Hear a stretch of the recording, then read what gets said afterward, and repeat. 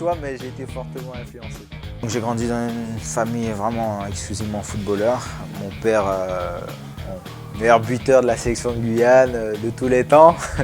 Ma mère a joué aussi au foot et était impliquée au niveau de la ligue féminine de Guyane. Donc un environnement 100% football. J'aimais beaucoup le football, mais j'étais vraiment multisport.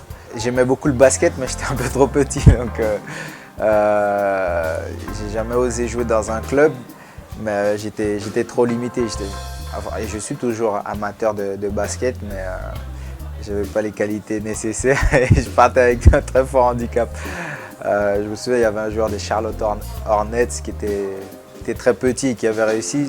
Je me suis dit peut-être, mais c'était qu'à la télé. Je dirais que c'est soit pour le sport, soit pour les études. On sait qu'après le bac, pour vraiment poursuivre un cursus valable et développer son potentiel, on est quasiment obligé de venir en métropole. Donc ça arrive forcément dans la vie d'un ultramarin, cette étape où il faut se préparer à partir et il faut se blinder mentalement pour essayer de ne pas échouer. Moi je suis parti à 15 ans.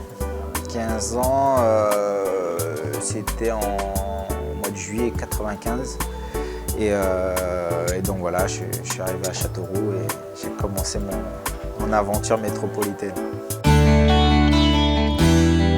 La fondation, à la base, je l'ai créée parce que quand je rentrais lors de mes vacances, j'étais beaucoup sollicité par des associations, par des porteurs de projets.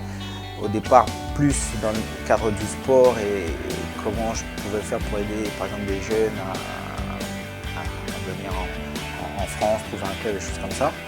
Et je me suis dit, je vais essayer de regrouper, de penser à des idées pour aider le maximum de gens possible, de bien cibler les gens que je veux mettre en valeur, de par la notoriété et la médiatisation dont je bénéficie, et mettre en valeur des projets, essayer de faire coïncider par exemple les festivals avec l'aboutissement d'un projet concret.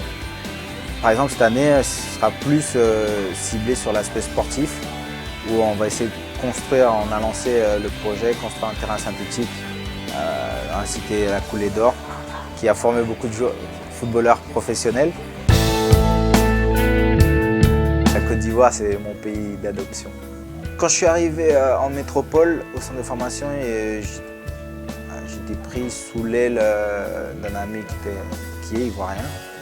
Et comme par hasard, tous mes amis assez proches sont ivoiriens, donc je me dis qu'on a beaucoup de choses en commun.